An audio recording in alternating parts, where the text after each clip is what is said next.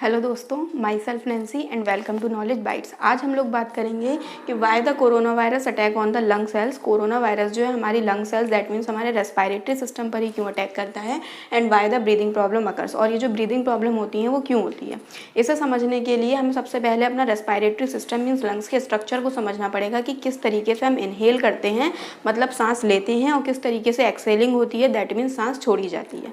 तो होता क्या है, ये स्ट्रक्चर किस तरह से होता है। सबसे पहले जो सांस ली जाती है दैट मीन्स इनहेल किया जाता है वो नोज़ के थ्रू होता है। हम नोज़ के थ्रू क्या करते हैं, सांस लेते हैं, और वो जो ऑक्सीजन होती है, सांस लेते हैं मतलब ऑक्सीजन लेते हैं, और वो ऑक्सीजन किस में जाती है, नेज़ल कैविटी।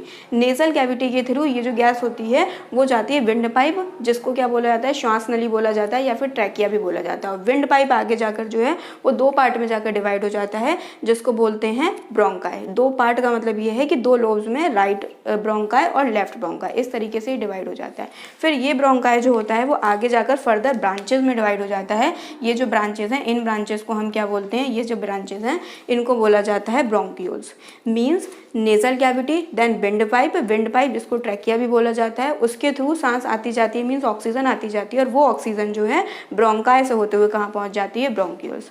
अब ब्रोंक्यूल्स, ये जो ब्रोंक्यूल्स होते हैं, इन ब्रोंक्यूल्स के एंड पर क्या प्रेजेंट होती हैं, एल्वियोली प्रेजेंट होती हैं। एल्वियोलीज जो होती हैं कुछ राउंड स्ट्रक्चर्स होते हैं जो ब्रोंक्यूल्स के बिल्कुल एंड पार्ट पर प्रेजेंट रहते हैं।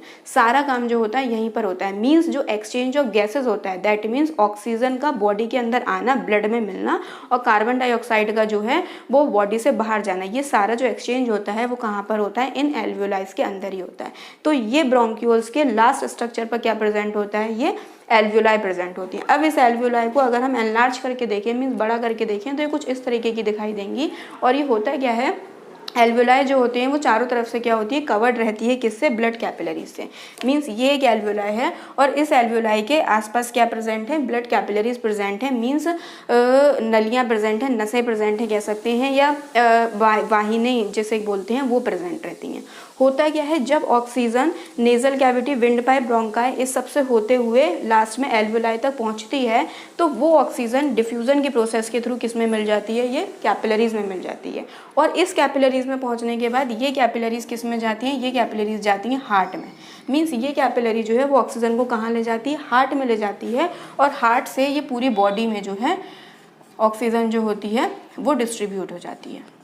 दैट मीन्स हमने जब इनहेल किया, मीन्स जब हमने ऑक्सीजन ली तो नोज़ के थ्रू हमने ऑक्सीजन ली, और वो जाते जाते एट लास्ट कहाँ पर पहुँच गई, एल्वियोलाई में। एल्वियोलाई से कवर्ड हैं सारी ब्लड कैपिलरीज, मीन्स वो उससे राउंडेड है, तो वो डिफ्यूजन के थ्रू कहाँ पहुँच गई, ऑक्सीजन पहुँच गई कैपिलरीज में, एंड देन कैपिलरीज के थ्रू ये ऑक्सीजन कहाँ गई, हार्ट में, और हार्ट के बाद चली गई कंप्लीट बॉडी में। इस तरीके से ऑक्सीजन का क्या हो जाता है, ट्रांसफर हो जाता है। सेम यही प्रोसेस क्या हो जाती है, रिवर्स हो जाती है जब हम एक्सेलिंग करते हैं। मीन्स जब हम ब्रीदिंग करते हैं, सांस अंदर लेते हैं, तो ये कंप्लीट प्रोसेस होती है, और जब हम एक्सेलिंग करते हैं, मीन्स जब सांस बाहर छोड़ते हैं, तो सेम प्रोसेस होती है। बट क्या होता है, जो कार्बन डाइऑक्साइड होती है वो इस कैपिलरीज से इन कैपिलरीज के थ्रू कहाँ चली जाती है, एल्वियोलाई में, और एल्वियोलाइज के थ्रू ही चली जाती है bronchioles, then bronchi, then wind pipe, nasal cavity and nose के थ्रू कहाँ चली जाती है, बाहर। ये पूरा प्रोसेस होता है रेस्पिरेटरी सिस्टम का। दैट मीन्स इस तरीके से जो होते हैं वो पूरी फंक्शन चलता है। अब होता क्या है, ये तो हो गया रेस्पिरेशन सिस्टम। हमें ये जानना है कि जो कोरोना वायरस है वो केवल इस रेस्पिरेटरी सिस्टम में लंग्स पर ही क्यों अटैक कर रहा है, हमारे लंग्स को क्यों डैमेज कर रहा है। उसे समझने के लिए हमें एक चीज़ और समझनी पड़ेगी कि जो वायरस होता है वो वायरस का स्ट्रक्चर कैसे होता है। तो वायरस जो है वो कुछ इस तरीके का है, जो कोरोना वायरस है, इस पर क्या है ये अंदर जो है RNA यानी कि इसका जेनेटिक मटेरियल है, और बाहर इस पर क्या प्रेजेंट है, इसके स्पाइक प्रोटीन्स प्रेजेंट हैं। स्पाइक प्रोटीन्स मीन्स क्या है, यहाँ पर ये स्पाइक प्रोटीन जो हैं वो एक ताले के जैसा काम कर रहे हैं। दैट मीन्स पर्टिकुलर जो वायरस होते हैं, हर एक वायरस जो है वो बॉडी के हर पार्ट पर अटैक नहीं कर सकता। कुछ वायरस बॉडी के किसी पार्ट को अफेक्ट करेंगे, कुछ वायरसेस किसी पर। कोरोना वायरस लंग्स पर इसलिए अटैक कर रहा है क्योंकि ये जो वायरस है इसके स्पाइक प्रोटीन जो है वो एक ताले के जैसा काम कर रहे हैं, एक चाबी के जैसा काम कर रहे हैं, और वो चाबी किस पर लगेगी, किसी एक पर्टिकुलर ताले पर। अब वो जो ताला है, वो ताला किसके पास है, वो ताला है यहाँ जो हमारी एल्वियोलाई है उस पर, क्योंकि पूरी बॉडी जैसा कि जानते हैं कि पूरी बॉडी किससे मिलकर बनी है, सेल्स से मिलकर बनी है। तो ये जो एल्वियोलाई है ये भी किससे मिलकर बनी है, सेल्स पर मिलकर बनी है, सेल्स से मिलकर बनी है। तो जब कोरोना वायरस ने बॉडी पर अटैक किया तो ये एल्वेलाई किससे मिलकर बनी है? सेल्स से। और इन सेल्स में क्या प्रेजेंट होता है? ACE2 रिसेप्टर प्रेजेंट होता है। क्या प्रेजेंट होता है? ACE2 receptor, that means angiotensin converting enzyme 2 receptor. इस रिसेप्टर का काम क्या होता है कि ये जो है ताले के जैसा काम कर रहा है। जैसे ही वायरस आया, वायरस ने इस पर अटैक किया, तो ये जो अटैक करने के बाद ये चाबी और ताला क्या हो गया? आपस में फिक्स हो गए। मीन्स वो चाबी ये ताला आपस में ऐसा क्या बना लिया? इन्होंने एक बॉन्ड बना लिया, ये जो है आपस में जुड़ गए। अब जब ये जुड़ गए तो वायरस ने क्या कर दिया? सेल पर अटैक कर दिया। सेल पर अटैक करने के बाद क्या हो जाएगा? वो सेल जो है उसको अलाउ कर देगी, मीन्स अंदर आने देगी। पहले तो वो उससे अटैच हो गया, अटैच होने के बाद क्योंकि ये जो है स्पाइक प्रोटीन है, प्रोटीन का बना हुआ है, तो सेल जो है उस प्रोटीन की वजह से इसको क्या कर देगी? इसको अलाउ कर देगी। अब अलाउ करने के बाद वायरस जो है वो किसके अंदर चला गया? हमारी सेल के अंदर। बस सारा काम यहीं से शुरू होता है। जैसे ही वायरस सेल के अंदर जाता है, वैसे ही वो क्या करता है? इसका RNA जो होता है वो क्या करता है? अपने आप को रेप्लिकेट करने लगता है, मीन्स अपनी ही कॉपीज बनाने लगता है वायरस। और एक वायरस अगर सेल के अंदर गया है तो वो अपनी कितनी कॉपीज बना लेगा? लाखों करोड़ों अपनी कॉपीज बनाता रहेगा और क्या करता रहेगा? दूसरी सेल्स को जाके अफेक्ट करता रहेगा। अब वायरस ने सेल को कर दिया अफेक्ट, उसकी बहुत सारी कॉपीज बन गई, तो सेल की भी क्या है? एक कैपेसिटी है, मीन्स एक कैपेसिटी के बाद क्या हो जाएगी? वो बस्ट अप हो जाएगी। तो जब ये पूरी तरीके से सेल भर जाती है तो सेल क्या हो जाती है? बस्ट अप हो जाती है और वायरसेस जो होते हैं वो इन्फेक्शन कॉज करने लगते हैं, मीन्स और सेल में जो होते हैं वो काम करने लगते हैं या और सेल्स को जो है वो डैमेज करने लगते हैं। तो क्या होता है? जब ये और सेल्स को डैमेज करने लगेंगे तो लंग्स की जितनी भी सेल्स हैं वो क्या हो जाएंगी? अफेक्ट होंगी, क्योंकि ये जो एल्वेलाई है क्योंकि सारा एक्सचेंज जो हो रहा है, गैसेस का एक्सचेंज, ऑक्सीजन आने का, कार्बन डाइऑक्साइड जाने का, वो लंग्स के अंदर हो रहा है, एल्वेलाई के अंदर हो रहा है।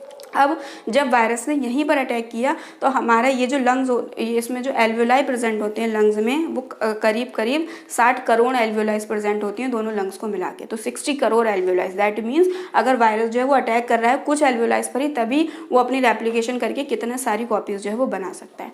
तो जब रेप्लिकेशन करने के बाद क्या होगा? जब वायरस बस्ट अप हो जाएंगे, यानी कि वायरसेस से ये लंग्स जो है, ये जो एल्वेलाई है पूरा भर जाएगा, तो क्या होगा? यहाँ पर इन्फेक्शन कॉज हो जाएगा, पस भर जाएगा, मीन्स क्या हो जाएगी? इंजरी हो जाएगी, जिस वजह से क्या होगा?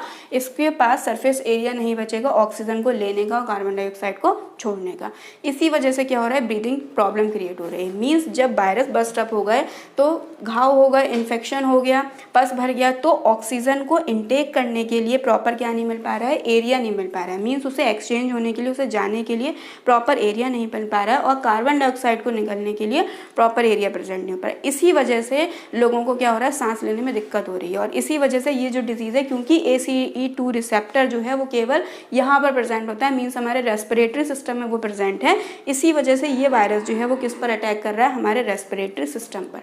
क्योंकि जिस तरीके से जैसे कि डेंगू का वायरस होता है, तो डेंगू का वायरस जो है वो लिवर की सेल्स पर अटैक करता है, रेस्पिरेटरी सिस्टम पर नहीं, क्योंकि उसका लॉक एंड थी हाइपोथेसिस, मीन्स उसको बाइंड करने के लिए जो ताला चाबी वाला काम है वो किसी दूसरे ऑर्गन के पास है। इसी तरीके से जो कोरोना वायरस का प्रोटीन है वो प्रोटीन पर्टिकुलर कहाँ पर जाके बाइंड होगा? इस ACE2 रिसेप्टर पर बाइंड होगा। और ये ACE2 रिसेप्टर क्या है? ये एक तरीके का क्या होता है? प्रोटीन होता है, जो हमारे ब्लड प्रेशर को रेगुलेट करने में भी हेल्प करता है। तो इसी वजह से कोरोना वायरस जो है वो लंग सेल्स पर अटैक करता है और हमको ब्रीदिंग प्रॉब्लम क्रिएट होती है। होप कि आपको टॉपिक समझ में आ गया हो। अगर आपको वीडियो पसंद आई तो प्लीज़ वीडियो को लाइक और शेयर कीजिएगा और चैनल को सब्सक्राइब कीजिएगा। सीखते रहिए, बढ़ते रहिए।